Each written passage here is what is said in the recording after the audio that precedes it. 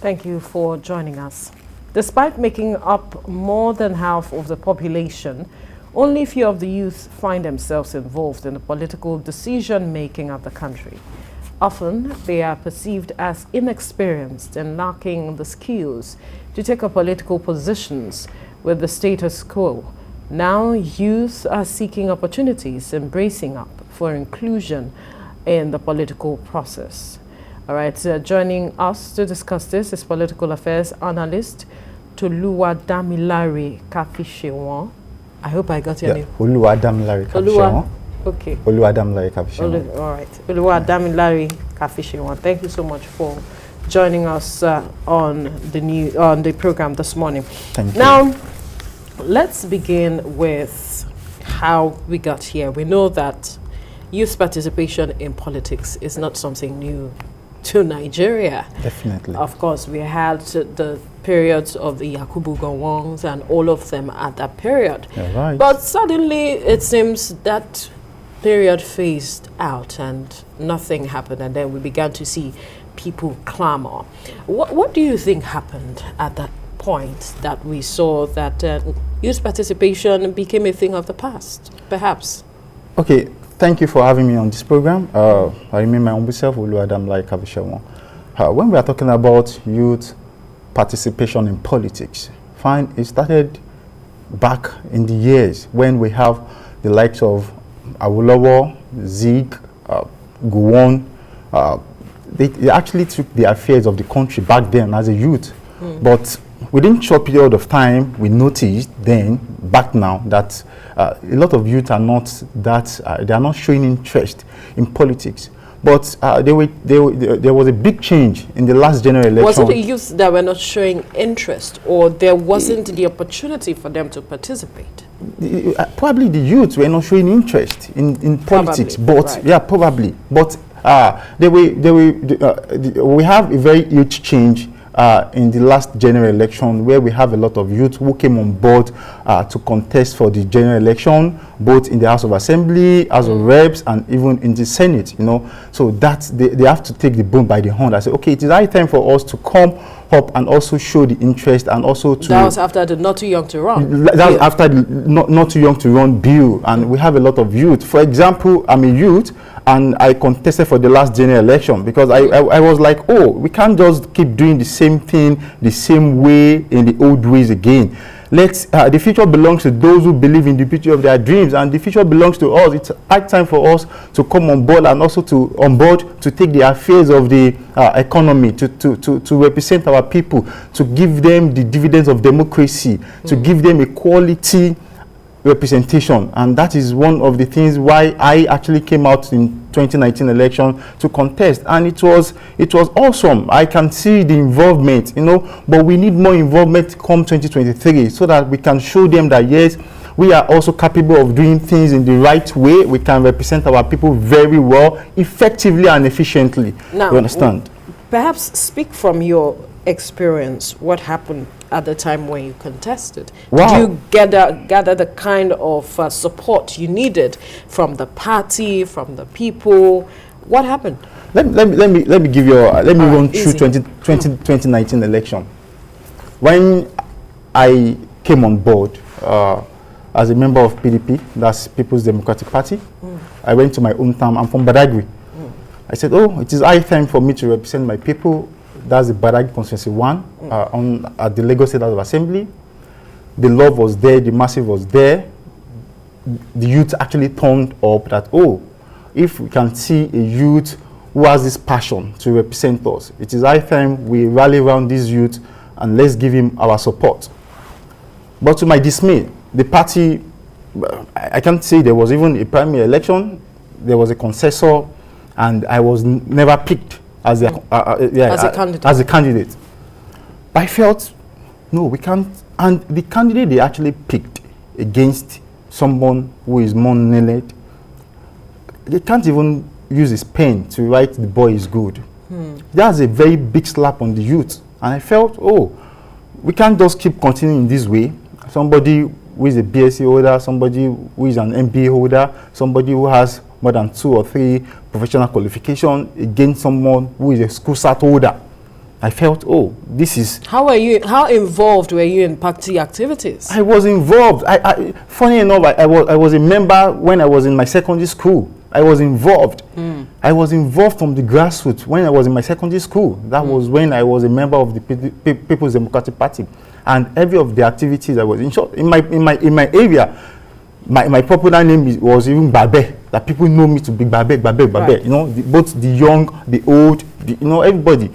So, and I felt, okay, we came to the mainland, to the island, just to look for a means of living, to work after school. We need to also come over there, because check the rate of unemployment in Badagry, check the rate of companies we have in Badagry. We don't have such in Badagry. We don't have companies, we don't have corporate organizations that our youth in Badagry can work with after their BSc order, after their graduation in school. So we have to, most of the youth went out just to look for the for day-to-day living.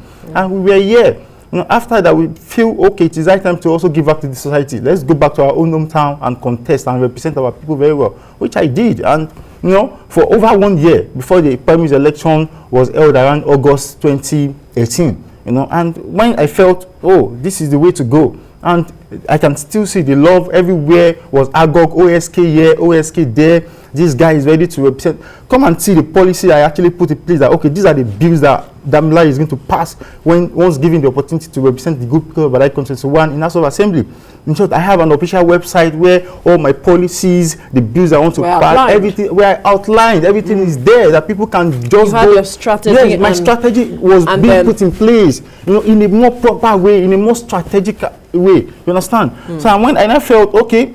And then the party decided to choose someone else who we all know. So from your experience now, because sometimes it is often said that experience is a great teacher. Definitely. And so what have you learned that you think is important to change that will help youth get involved in politics? Because that's the essence why we're having this conversation. Yes, that is why I said the involvement in politics is very key. It's unfortunate that in this country we are running two-party system, both the PDP and the APC. Right now, I'm a member of the ruling party, that's the APC, because I guess they have a lot of packages for the youth. Youth involvement are there. You know, if you can't join them, if you can't beat them, you have to join them. And it is high time you need to join them, you know, to also make that positive impact in the society. You know, it is high time you join them so that we can have that quality representation, so that you can see, okay, it is high time, okay, let's put things together, let's put policies together. Picked, what are those issues that you see that perhaps could stand as bottlenecks on the path of a youth who wants to get involved, that you want to, you know, perhaps see change, and perhaps also talk to youth how they can strategize, you know, to get, because like it is often said, power is not served, or these positions are not served a la carte. You have to have strategy in place. You put all of that in place, yet it didn't get you where you wanted to go to. So what have you learned? What should be done now? What needs to be done now is for you to involved in that local politics from your community. You have to go back to your community, because they keep saying politics is local, and truly politics is local. It is far beyond the social media.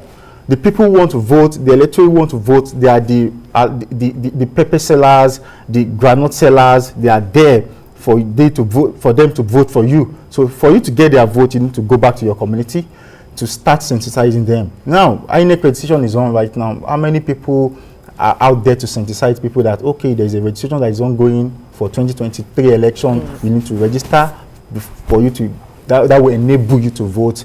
Nobody's doing that. We need to do that. As a youth, we need to do that. As a youth, we need to be involved locally to involve our people. And you need to join in. There is no third force anywhere. It is either APC or PDP. Those are the two political parties we have in this country. We have other political parties. We have other political parties. We have, yes, you know, I was trying to say something.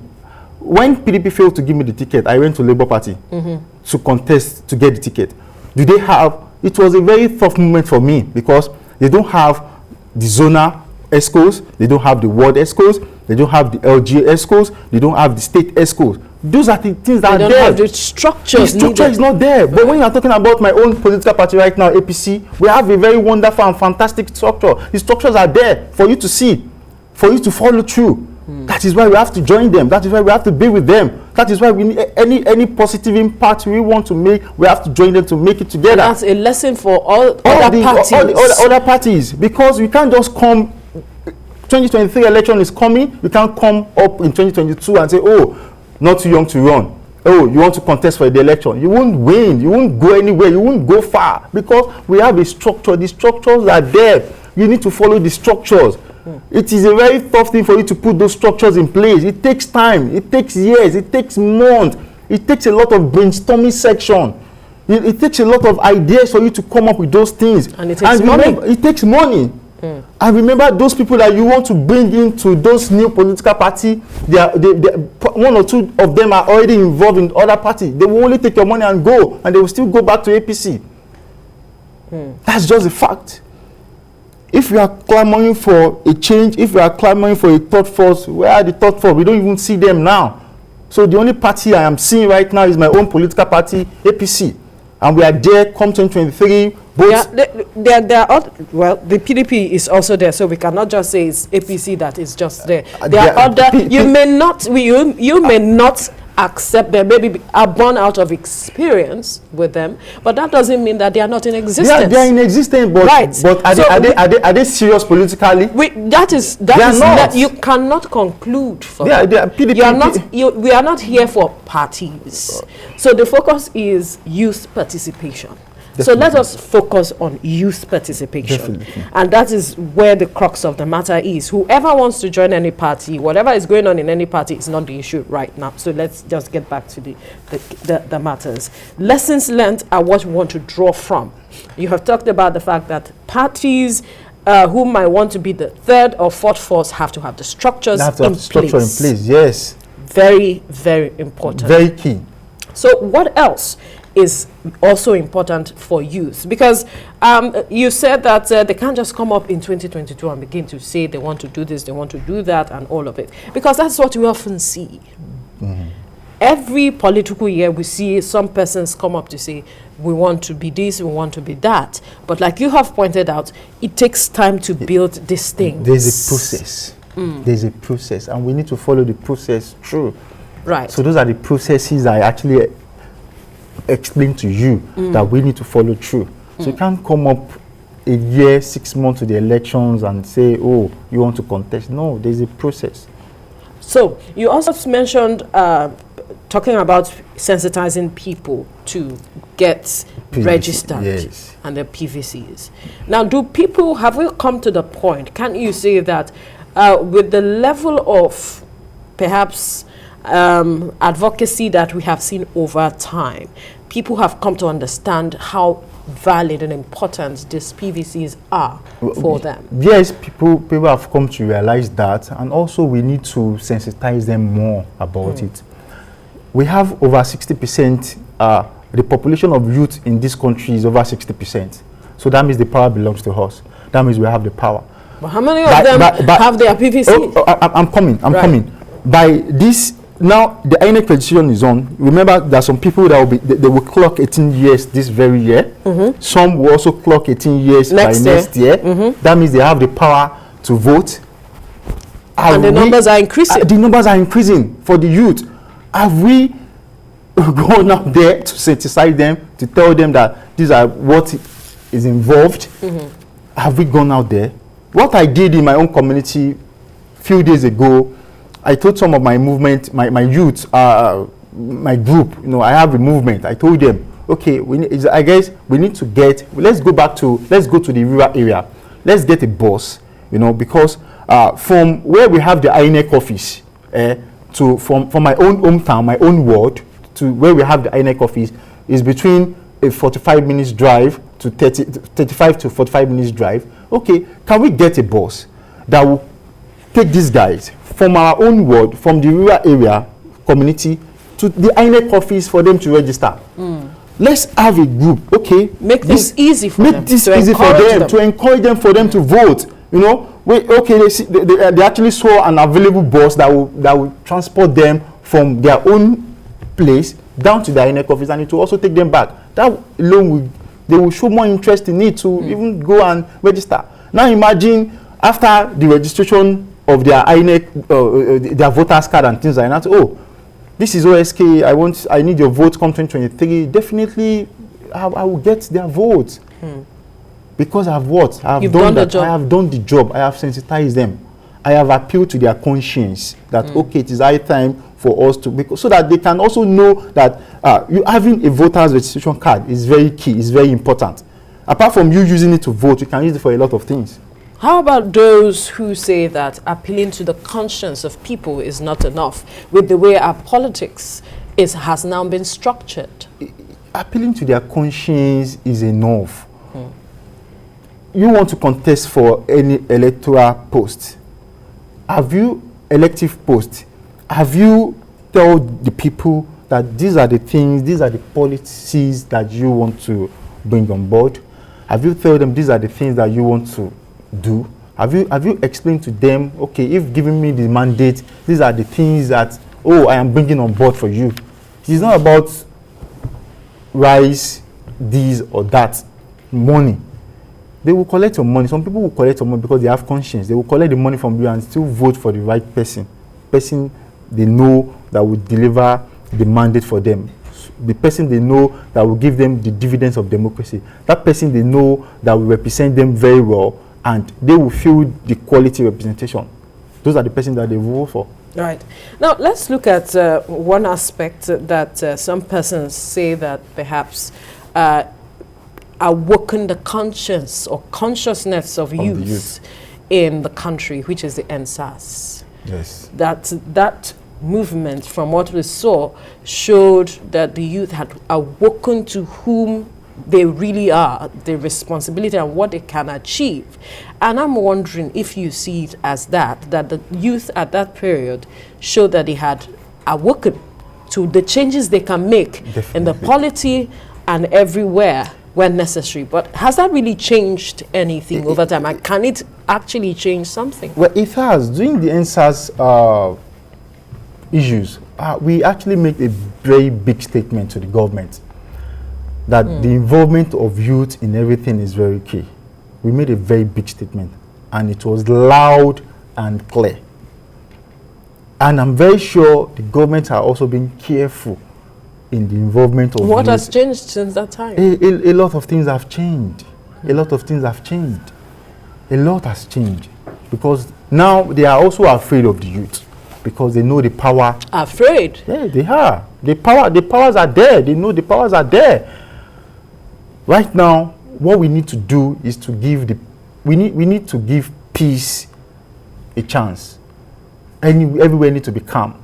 We need to come together. We need to come together to join hands together with the same government. We have our own agenda, which the youth actually push to the government and say, okay, these are the things that we want. So now it is high time for us to follow it thoroughly to know if those agenda are being followed through, are being, so which we need to do. Those are the things. There are sometimes we need to. A lot of time we need permutation, agitation, and we'll have to come back to the round table and say, okay, we don't need to permutate again. We are done with all our agitation. Let us come to the table and resolve things. Let us come to the table. These are the things that we actually push forward for. Okay, what are the things that has changed? We said A. Have we done A? Have we done B? Have we done C? So what are the things that we want to do? Those are the things that we need to start clamoring for right now.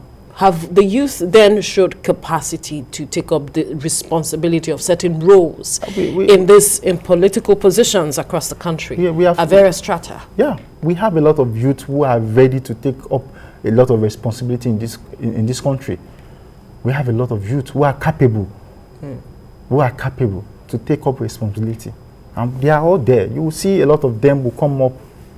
In my own hometown right now, we have a lot of youth clamoring for House of Reps, House of Assembly, in short, to even become a governor. A lot of youth are there, and that shows the involvement in politics in 2023. That shows that we are ready. Now, what's the position of the youth with regard, since you are one of them, let me say that you're representing them in this conversation now. We saw that the president declined assent to the electoral amendment bill. Yes. And there has been divergent reactions to that. And I'm wondering what you think, or what your position is, and what the position of the youth is with regards to direct primaries and every other reforms that document, embodies. Well, I guess we need to appeal to Mr. President on that bill. It will actually do us, especially the youth, a lot of good if that bill is being approved by Mr. President. It will do us a lot of good, especially the issue of direct primaries and indirect primaries. It will do a lot of good. How so? So, right now, I don't have any. For example, let me put it this way. Probably during the last primaries election, how many youth has the power to have a delegate? We don't have. Because it involves fund, it involves a lot of money. We don't have. We know the people who had those power and who have them with them. But if we are doing indirect primaries election, somebody who has a love for OSK would definitely queue at my back during the election. That's for direct primaries. That's for direct primaries. And I will feel okay. That this is okay. You wouldn't have to spend as much. I won't spend as much as I want to spend for indirect primaries, that giving money to the delegates to vote for me. And at the end of the day, I won't even get the vote from the delegate. Probably the delegate will vote for someone else, because it's going to be an open ballot. So, but if we have it that way, that okay, everybody, this is the candidate, you have to queue at the back of your own candidates. It goes a long way. I know this person's face. This person knows me. This guy is ready to deliver. Let me vote for him in respect of anything. So I am appealing to Mr. President to please sign the bill. It will do us a lot of good, especially the youth in this country. So invariably, from what you have said, it is also important for the youth, since the bill has now been sent to the National Assembly. So we are waiting to see what happens. But then invariably, from what you have said, the youth need to have a that Mr. Speaker, Right Honorable Femi Gbajabiamila actually is in support of the youth, and he also is in support of the bill. Yeah, he's in support of the bill. I'm very sure the bill being sent back to the House, it will, there's going to be a positive change. In what ways? To that effect. Except the veto. Well, probably. I think they will do that. Hopefully, let's see how it goes. Because invariably what you're saying is a youth that wants to participate actively in elections needs to have war chest. Very well. As it is. Very well. To drive the election. To drive the election. So what is left if that is not happening? Because most youths do not have that war chest. What happens? That is why we are appealing to Mr. President to sign it into law. So that alone will help us a lot as a youth. All right. Well, we have to leave the conversation here now, because that's the most we can take. But we must thank you so much for your time. Thank you so much. Public affairs analyst, Oluwadamilare Kafishinwon, a political affairs analyst, for your time. Thank you so much. Thank you. Thank you for having me.